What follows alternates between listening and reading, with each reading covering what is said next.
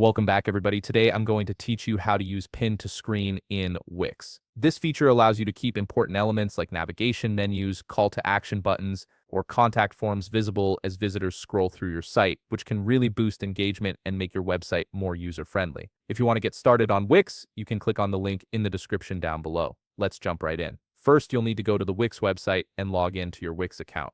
Once you're logged in and viewing your Wix dashboard, look over to the left navigation menu and click on Site and Mobile App. When you do this, a drop-down selection will appear with a few options. From here, go ahead and click on Website. This will take you into the settings for your specific website where you can manage all the key features and design elements. Now that you're in the website settings, take a moment to make sure that this is actually the website you wish to work on. If you manage multiple sites through Wix, it's easy to get confused, so double check that you've selected the correct one before moving forward. This saves you from making changes to the wrong site and having to redo everything later. Once you've confirmed you're working on the right website, locate the Design Site button on the top part of your screen. It's typically positioned beside a pen icon, making it pretty easy to spot. Click on this button to proceed to the next stage of the process. You'll now be directed to the Wix website editor screen, which is where all the magic happens. This is the main workspace where you can drag, drop, and customize every element of your site. The first thing we need to do here is select the element you wish to pin on your screen.